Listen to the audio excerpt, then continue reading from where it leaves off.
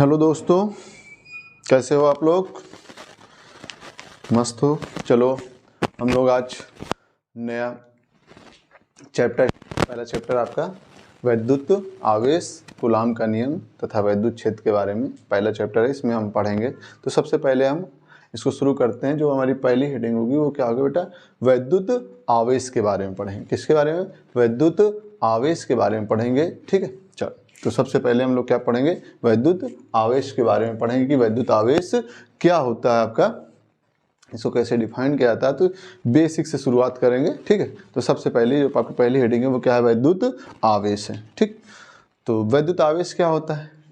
वैद्युत आवेश आपका क्या है? किसी पदार्थ का वह गुण है जिसके कारण वैद्युत बल उत्पन्न हो जाता है। वैद्युत आवेश किसी पदार्थ का वह गुण है जिसके कारण क्या होता है? वैद्युत बल उत्पन्न हो जाता है। या सिंपल सा कह सकते हैं हम लोग, किसी पदार्थ का वह गुण जिसके कारण वैद्युत तथा चुंबकीय प्रभाव उत्पन्न होता है उसे हम लोग क्या बोलते हैं? वैद्युत आवेश बोलते हैं। क्या बोलते हैं? वैद्युत आवेश। ठीक है, सिंपल सा, किसी पदार्थ का वह गुण जिसके कारण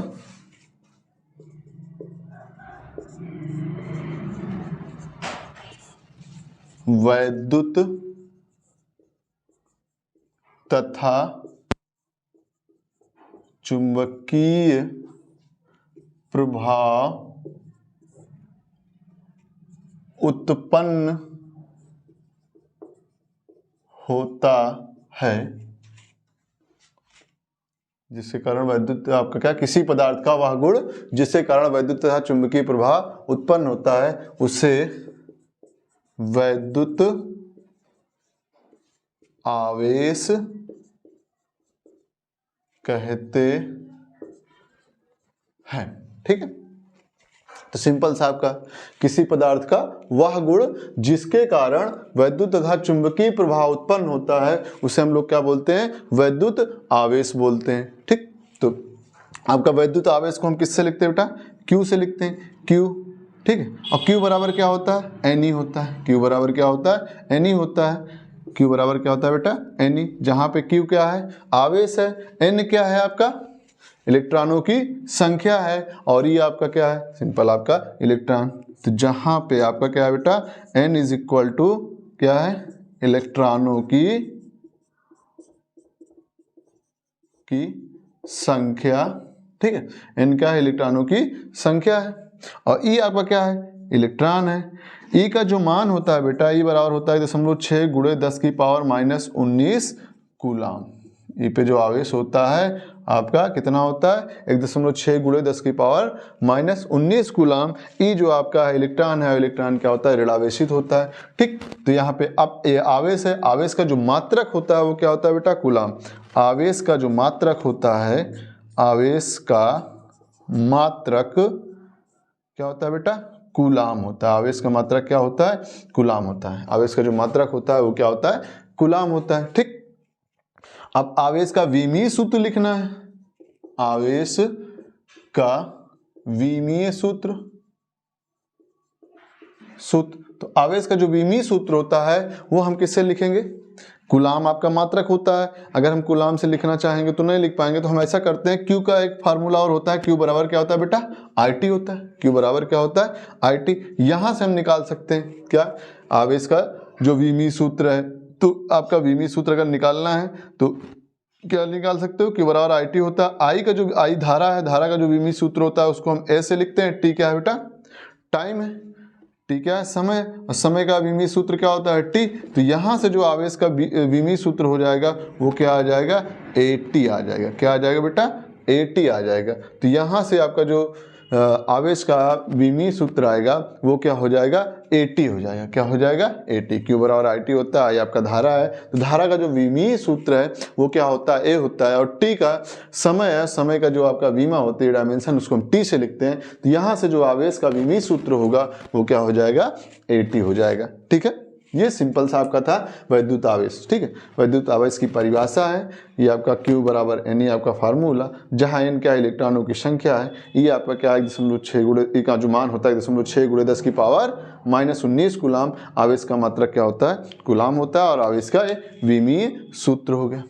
ठीक है, ये आपका क्या था, आपका विद्युत आवेश। ठीक, सिंपल सा, तो ये आपको समझ में आ गया होगा। ठीक, अब इसके बाद हम लोग क्या पढ़ेंगे, आवेशों के प्रकार पढ़ेंगे। क्या पढ़ेंगे, आवेशों के प्रकार पढ़ेंगे। तो आवेशों के जो प्रकार होते हैं, कितने प्रकार के होते हैं, तो आवेश कितने प्रकार के होते हैं बेटा, आवेश मुख्य रूप से 2 प्रकार के होते हैं, एक आपका धनावेश, दूसरा क्या होता है ऋणावेश। क्या होता है, एक आपका धनावेश, दूसरा क्या होता है ऋणावेश होता है। तो हम क्या पढ़ेंगे, आवेशों के प्रकार के बारे में पढ़ेंगे। ठीक, तो आइए देखते हैं आवेशों का जो प्रकार होता है। तो अगली जो हेडिंग होगी आपकी वो क्या हो जाएगा, आवेश का प्रकार, आवेशों के प्रकार। ठीक है, तो यहां से अगली जो आप पढ़ोगे हेडिंग वो क्या होगा, आवेशों के प्रकार। ठीक है, टाइप्स ऑफ चार्ज। ठीक है, आवेशों के प्रकार। तो आवेश कितने प्रकार के होते हैं, तो आवेश क्या होते हैं, मुख्य रूप से 2 प्रकार के होते हैं। कौन कौन से, आपके धनावेश और ऋणावेश होते हैं। कौन कौन से बेटा, पहला आपका क्या होगा धनावेश, धनावेश, दूसरा आपका क्या होता है ऋणावेश, ऋणावेश। ठीक है, धनावेश और ऋणावेश। पॉजिटिव चार्ज का कौन सा, पॉजिटिव चार्ज धन आवेश, दूसरा आपका क्या होता है निगेटिव चार्ज, निगेटिव चार्ज। ठीक है, तो आपका जो पॉजिटिव चार्ज है और निगेटिव चार्ज, इसको हम डिटेल में समझते हैं कि धनावेश क्या होता है, ऋणावेश क्या होता है। जिस पदार्थ पे, धनावेश का समझते हैं सिंपल से कि धनावेश क्या है, जिस पदार्थ पे इलेक्ट्रॉनों की क्या होती है, कमी हो जाती है, जिस पदार्थ पे इलेक्ट्रॉनों की कमी हो जाती है उस पे क्या होता है धन, उस पदार्थ को हम क्या बोलते हैं कि वो धनावेशित हो गया। क्या हो गया, धनावेशित हो गया, उसे हम लोग क्या बोलते हैं, धनावेश है। ठीक है, जिस पदार्थ पे इलेक्ट्रॉनों की क्या हो जाती है, कमी होने से उस पे जो चार्ज उत्पन्न होता है उसे हम लोग क्या बोलते हैं, धनावेश बोलते हैं। ठीक है, सिंपल सा, तो समझ में आ गया होगा। जैसे हम क्या करें बेटा, 2 कुचालक पदार्थ ले लें। क्या ले लें, 2 कुचालक पदार्थ ले लें। एक जैसे आपका 2 कुचालक पदार्थ आपका क्या हो गया, सिंपल सा समझ सकते हैं। जैसे हम ले लें बेटा, एक कांच की छड़ ले लें और एक रेशम ले लें। अब कांच की छड़ को हम क्या करें, रेशम पे रगड़ दें, कांच की छड़ को रेशम पे रगड़ दें, तो इससे क्या होता है कि आपकी जो कांच की छड़ होती है उस पे इलेक्ट्रॉनों की कमी हो जाती है, तो वो जो आपके कांच की छड़ होती है वो क्या हो जाती है, धनावेशित हो जाती है। क्या हो जाती है, धनावेशित हो जाती है। तो इलेक्ट्रॉनों की कमी के कारण जो चार्ज उत्पन्न होता है उसे हम लोग क्या बोलते हैं, धनावेश बोलते हैं। क्या बोलते हैं, धनावेश। तो आपको सिंपल से समझ में आ गया होगा धनावेश क्या है, इलेक्ट्रॉनों की कमी, इलेक्ट्रॉनों की कमी के कारण जो आपका चार्ज उत्पन्न होता है उसे हम लोग क्या बोलते हैं, धनावेश बोल देते हैं। अब आपका ऋणावेश क्या है, ऋणावेश क्या है, निगेटिव चार्ज क्या है, तो वहां पे धनावेश में क्या हो रहा था, इलेक्ट्रॉन की कमी हो रही थी। इलेक्ट्रॉन की कमी होने से जो आपका चार्ज उत्पन्न हुआ था वो आपका क्या था, धनावेश था। लेकिन आपका ऋणावेश में इसी का जस्ट उल्टा हो जाएगा। क्या हो जाएगा, इलेक्ट्रॉनों की अधिकता के कारण जो आवेश उत्पन्न होता है उसे हम लोग क्या बोलते हैं, ऋणावेश बोलते हैं। ठीक है, आप क्या बोलते हैं, ऋणावेश। जहां पे इलेक्ट्रॉनों की क्या होती है, अधिकता होती है, बोलते हैं वो क्या हो गई, ऋणावेशित हो गई, वो वस्तु क्या हो गई, ऋणावेशित हो गई। ठीक है, तो इलेक्ट्रॉनों की अधिकता के कारण जो आवेश उत्पन्न होता है उसे हम लोग क्या बोलते हैं, ऋणावेश बोल देते हैं। सिंपल सा समझ में आया। अब इसका उदाहरण क्या हो सकता है, इसका उदाहरण कैडमियम की छड़ ले लें और एक बिल्ली की खाल पे। जब बिल्ली की खाल पे कैडमियम की छड़ को क्या कर देते हैं बेटा, हम रगड़ते हैं, बिल्ली की खाल पे कैडमियम की छड़ को रगड़ते हैं, तो कैडमियम की जो छड़ होती है उस पर क्या होता है, इलेक्ट्रॉन की अधिकता हो जाती है, उस पर बहुत ज्यादा इलेक्ट्रॉन हो जाते हैं। तो क्या बोलते हैं, कैडमियम की छड़ क्या हो गई, ऋणावेशित हो गई। कैडमियम की छड़ क्या हो गई, ऋणावेशित हो गई। या फिर आपका एक एबोनाइट की छड़ आती है, एबोनाइट की छड़ को अगर हम अंबार से रगड़ते हैं तो क्या होता है, जो आपका इलेक्ट्रॉन होते हैं एबोनाइट की छड़ पे अधिक मात्रा में आते हैं, इकट्ठा हो जाते हैं, अधिकता हो जाती है वहां पे, तो बोल देते हैं एबोनाइट की छड़ क्या हो गई, ऋणावेशित हो गई। तो ऋण आवेश क्या है? जहां पे इलेक्ट्रॉनों की अधिकता हो उसके कारण जो उत्पन्न आवेश होता है उसे हम लोग क्या बोलते हैं? ऋण आवेश बोलते हैं। समझ में आ गया कि आपका धनावेश क्या है, ऋण आवेश क्या है? ठीक, तो ये आपका सिंपल सा आपका धनावेश और ऋण आवेश हो गया। तो आपको समझ में आ गया होगा कि आपका धनावेश और ऋण आवेश क्या है। अब यहाँ पे जो आपका आवेश के प्रकार आए, धन आवेश और ऋण आवेश आए, इनमें हम लोग क्या पढ़ेंगे? विद्युत आवेश के जो आपके गुण होते हैं उनके बारे में पढ़ेंगे, क्योंकि दो प्रकार के आपके आवेश आ गए, धन आवेश और ऋण आवेश आ गए हैं। तो अब इसमें इनका जो गुण होता है आपकी, उसके बारे में हम पढ़ेंगे। तो जैसे आपका पहला क्या है कि अगर दोनों मतलब जो आपके प्लस चार्ज या माइनस चार्ज है, अगर चार्ज आपके क्या हो गए? सजातीय हो गए। ठीक है, आपके जो आपके धनावेश और ऋण आवेश है, जो आपका विद्युत आवेश है, अगर ये सजातीय हैं तो आपका जो इनके बीच होगा प्रतिकर्षण का बल लगेगा। सजातीय आवेश अगर एक साथ रखे हैं, पास पास एक साथ रखे होते हैं, तो इनके बीच जो लगता है वो क्या होता है? प्रतिकर्षण का बल लगता है।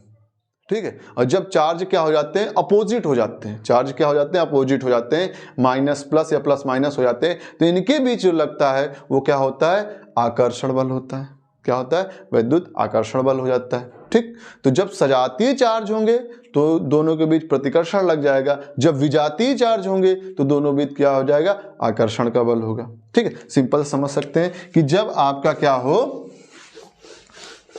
कि चार्ज आपका क्या बेटा? जब प्लस प्लस एक साथ पास में रखे हों, यहाँ पास में अगर दो चार्ज प्लस प्लस रखे हैं, या फिर आपका माइनस माइनस, ये आपके दो चार्ज एक साथ रखे हैं प्लस प्लस या फिर माइनस माइनस, तो इन दोनों के बीच जो आपका बल लगेगा वो क्या होगा? प्रतिकर्षण का बल होगा। किसका बल होगा?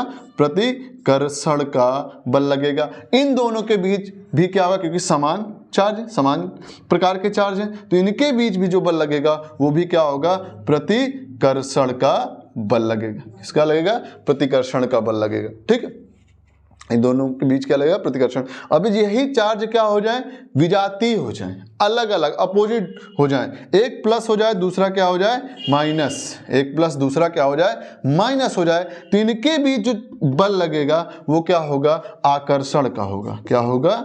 आकर्षण का बल लगेगा। किसका बल लगेगा? आकर्षण का बल लग जाएगा। तो जब चार्ज अगर समान सजातीय होंगे तो उनके बीच विद्युत प्रतिकर्षण बल लग जाएगा, और जब चार्ज क्या होगा? आपका विजातीय होंगे तो उनके बीच जो लगेगा वो आकर्षण का बल लग जाएगा। समझ में आ गया? ठीक है, ये सिंपल सा आपका, ठीक, जैसे आप ये हो गया सिंपल सा, आप समझ सकते हो। कोई दिक्कत? ठीक है, वो कोई दिक्कत हो तो फिर आगे देखते हैं। ठीक, आगे आपका क्या है बेटा? फिर हम पढ़ेंगे आवेश का संरक्षण के बारे में। आवेश के संरक्षण के बारे में पढ़ेंगे। किसके बारे में? आवेश के संरक्षण के बारे में पढ़ेंगे। ठीक, आवेश का संरक्षण क्या है इसके बारे में पढ़ लेते हैं। ठीक, अगली जो हेडिंग होगी वो क्या होगा? आवेश का संरक्षण। आवेश का संरक्षण। अब आवेश का संरक्षण के बारे में पढ़ें। हम पढ़ सकते हैं आवेश संरक्षण में बेटा ये कि आपका आवेश को ना तो उत्पन्न किया जा सकता है और ना ही नष्ट किया जा सकता है, बल्कि एक रूप से दूसरे रूप में परिवर्तित किया जा सकता है। समझ में आया? आवेश का जो संरक्षण होता है, हम क्या पढ़ते हैं आवेश संरक्षण में कि आवेश को ना तो उत्पन्न किया जा सकता है और ना ही नष्ट किया जा सकता है, बल्कि एक रूप से दूसरे रूप में हम लोग क्या कर सकते हैं? परिवर्तित कर सकते हैं। ठीक है ना? कैसे? जैसे अभी हमने क्या किया था? एबोनाइट की छड़ को बिल्ली के खाल पे रगड़ा था, तो वहां से क्या हुआ था? एबोनाइट की छड़ पे क्या हुआ था? इलेक्ट्रॉनों की अधिकता हो गई थी। क्या हो गई थी? बिल्ली के खाल से इलेक्ट्रॉन क्या हो गए थे? एबोनाइट की छड़ पे आ गए थे, जिसके कारण क्या हो गया था? एबोनाइट की छड़ क्या हो गई थी? ऋणावेशित हो गई थी। क्या हो गई थी? ऋणावेशित हो गई थी। ठीक है ना? और जब हम क्या किए थे? कांच की छड़ को रेशम से रगड़े थे, तो कांच की छड़ को जैसे ही रेशम से रगड़े तो कांच की छड़ से इलेक्ट्रॉन क्या हो गए? रेशम पे चले गए। कांच की छड़ से इलेक्ट्रॉन क्या हो गए, रेशम पे चले गए। तो जो कांच की छड़ थी वहां पे क्या हो गया, इलेक्ट्रॉनों की कमी हो गई, तो वो क्या हो गया, धनावेशित हो गया। मतलब हम उसको क्या कर रहे हैं, एक रूप से दूसरे रूप में परिवर्तित कर रहे हैं, ना कि उस पर चार्ज उत्पन्न हो रहा है, ना ही नष्ट हो रहा है। ठीक है, इसको और सिंपल से अगर समझना चाहते हो तो एक एग्जांपल ये है कि मान लेते हैं कि हमारे पास क्या है, बगल में 2 रूम है। ठीक है, एक रूम में 10 लड़के 10 लड़कियां बैठी हैं, दूसरे में भी 10 लड़के और 10 लड़कियां बैठी हुई, दोनों में 20-20 की संख्या है, 10 लड़के 10 लड़कियां, उधर भी 10 लड़के और 10 लड़कियां। ठीक है, अब क्या करते हैं कि हम एक रूम से क्या करते हैं, 2 लड़की को उठाकर दूसरे रूम में भेज देते हैं। क्या कर देते हैं, दूसरे रूम में भेज देते हैं। तो यहां जिस रूम से 2 लड़की को हम उठा के दूसरे रूम में भेजेंगे, उस वाले रूम में जहां से लड़कियों को उठाया गया है, उस रूम में किसकी संख्या ज्यादा हो जाएगी बेटा, किसकी संख्या, लड़कों की संख्या क्या हो जाएगी, ज्यादा हो जाएगी। हो जाएगी क्यों, क्योंकि वहां से 2 लड़की चली गई ना। अब हमने तो उत्पन्न किया नहीं लड़कों को, क्या किया, वहां पर उत्पन्न कर दिया, 10 से 12 कर दिया। वहां से 2 लड़की क्या हुई, ट्रांसफर होके दूसरे रूम में गई, तो वहां पे लड़कों की संख्या क्या हो गई, अधिक हो गई। और कितनी अधिक हुई, जितनी लड़कियां जा रही, जितनी लड़कियां दूसरे रूम में जा रही हैं, उतनी ही संख्या क्या हुई, लड़कों की क्या हो गई, ज्यादा हो गई। इतनी संख्या क्या हो गई, ज्यादा हो गई। और यही 2 लड़कियां जिस रूम में गई हैं, उस रूम में क्या होगा, अभी पहले उस रूम में 10 लड़के 10 लड़कियां बैठी थी, जैसे ही 2 लड़कियां उस रूम में चली जाएगी, उसमें किसकी संख्या ज्यादा हो जाएगी, लड़कियों की संख्या ज्यादा हो जाएगी। लड़कियों की संख्या क्या हो जाएगी, ज्यादा हो जाएगी। और कितनी ज्यादा हो जाएगी, जितनी जाएंगे। तो यही समझ सकते हो कि क्या हो गया, इधर से लड़कियां उधर गई तो यहाँ पे लड़कों की संख्या ज्यादा हो गई, और वही लड़कियां दूसरे रूम में गई तो वहां पे लड़कियों की संख्या ज्यादा हो गई। तो वही केस होता है कि जब हम कांच की छड़ को किससे, रेशम से रगड़ते हैं, तो कांच की छड़ से इलेक्ट्रॉन निकलकर रेशम पे चले जाते हैं, तो कांच की छड़ क्या होती है, धनावेशित हो जाती है। क्या होती है, धनावेशित हो जाती है। और आपका जो एबोनाइट की छड़ होती है, जब उसको हम बिल्ली के खाल पे रगड़ते हैं, तो बिल्ली के खाल से इलेक्ट्रॉन क्या होते हैं, एबोनाइट के छड़ पे चले जाते हैं, तो एबोनाइट की छड़ क्या होती है, ऋणावेशित हो जाते हैं। ठीक है, तो अब आपको सिंपल समझ में आ गया होगा कि आवेश का संरक्षण क्या है। आवेश को ना तो उत्पन्न किया जा सकता है और ना ही नष्ट किया जा सकता है, बल्कि एक रूप से दूसरे रूप में परिवर्तित किया जा सकता है। ठीक है, अच्छे से समझ में आ गया होगा बेटा। चलो छोटा सा क्वेश्चन लगा लेते हैं, न्यूमेरिकल एक छोटा सा है बेटा, इसी विद्युत आवेश पे, उसको लगा लेते हैं। क्या है आपका, कि एक धातु के गोले पर 2 × 10⁻⁹ कूलाम ऋण आवेश उपस्थित है। क्या है, ऋण आवेश उपस्थित है। तो इस पर सामान्य अवस्था में कितने इलेक्ट्रॉन अधिक या कम है, अधिक या कम है। तो सिंपल सा, सबसे पहले कोई भी न्यूमेरिकल सॉल्व करना हो बेटा, तो पहले क्वेश्चन को 1-2 बार पढ़ लिया करो। ठीक है, क्वेश्चन को 1-2 बार पढ़ने के बाद फिर उस क्वेश्चन में क्या क्या दिया है वो लिखना सीख जाओ। ठीक है, जब वो लिखना सीख जाओगे तो आपको पता चल जाएगा तुरंत। अगर आप कभी भी एक बार भी अगर क्लास में पढ़े होंगे या कहीं भी पढ़े होंगे, बुक में भी पढ़े होंगे, तो आपके दिमाग में तुरंत स्ट्राइक कर जाएगा कि यही फार्मूला लगेगा और हमको क्या करना है, ऐसे ऐसे करके सॉल्व करना। तो इसमें क्या क्या दिया, सबसे पहले वो लिख लेते हैं। क्या बोला, एक धातु के गोले पर 2 × 10⁻⁹ कूलाम, मतलब क्या दे रखा बेटा, आवेश दे रखा। चलो इसको हम सॉल्व करते हैं। ठीक है, तो Q बराबर क्या दे रखा है, 2.0 × 10⁻⁹ कूलाम। ऋण आवेश है तो क्या है, माइनस, Q बराबर -2.0 × 10⁻⁹ कूलाम। अब कह रहा है इसमें सामान्य अवस्था में कितने इलेक्ट्रॉन उपस्थित हैं। अब बोलो बेटा कितने इलेक्ट्रॉन, कितने इलेक्ट्रॉन मतलब number of electron, number of electron बोल रहा है आपका, निकालना क्या आपको, कैलकुलेट क्या करना है, नंबर ऑफ इलेक्ट्रॉन, इलेक्ट्रॉनों की संख्या। और इलेक्ट्रॉनों की संख्या क्या होती है आपका, n से लिखते हैं। तो हमको क्या करना है, n फाइंड करना है। क्या करना है, n फाइंड करना है। ठीक, तो हम अब आपको E आप बचपन से जानते हो, ई का मान बचपन से जानते हो कि ई पे मान कितना होता है, ई का जो मान होता है कितना होता है, इलेक्ट्रॉन है, ऋणावेशित होता है तो मान कितना होता है -1.6 गुणे 10⁻⁻19 कूलम। ठीक है, ये आपका। तो अब क्या करेंगे बेटा, ऐसा दिख गया आपको, हमको n निकालना है, q मालूम है, e हमको मालूम है और चाहिए हमको n। ठीक है, अब हमारे दिमाग में तुरंत स्ट्राइक कर जाएगा कि इन तीनों में हमने ऐसा कोई फार्मूला पढ़ा है, इन तीनों का जो रिलेशन वाला फार्मूला वो क्या होता है, तो तुरंत आपके दिमाग में आ जाएगा q बराबर क्या होता है, n होता है। q बराबर क्या होता है, n हमने पढ़ा था। अब यहां से हम n बराबर क्या लिख लेंगे, q/e लिख लेंगे। क्या लिख लेंगे, q/e। q का मान क्या बेटा, ऊपर दे रखा है -2.0 गुणे 10⁻⁻9 कूलम। ई का मान जो दे रखा है कितना दे रखा है, -1.6 गुणे 10⁻⁻19 कूलम। इसको जब सॉल्व करेंगे तो जो n का मान होगा बेटा वो कितना आ जाएगा आपका, सॉल्व करते ही -9 -19, यहाँ -9 है -19, ये ऊपर जाएगा तो प्लस में हो जाएगा। यहाँ पे हम क्या करते हैं, एक अंक से दशमलव यहाँ हटा देते हैं, ये एक अंक से यहाँ हटा देते हैं। ठीक है, तो आपका क्या हो जाएगा, ठीक है, माइनस से माइनस कट गया, ये आपका हट गया, तो ऊपर 20 बटे नीचे कितना हो जाएगा 16।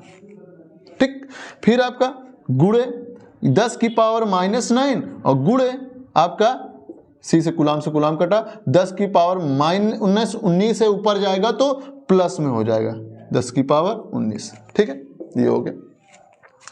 अब 19 में से 9 क्या होगा, घट जाएगा, गुणे में घाते यहाँ क्या होती, जुड़ती जब जोड़ोगे तो 19 में से 9 घट जाएगा बेटा, कितना हो, अब इसको काटो, 4 चौक 16, 4 पंचे 20, तो n इज इक्वल टू कितना आ गया, 5/4 गुणे 10⁻10 हो गया।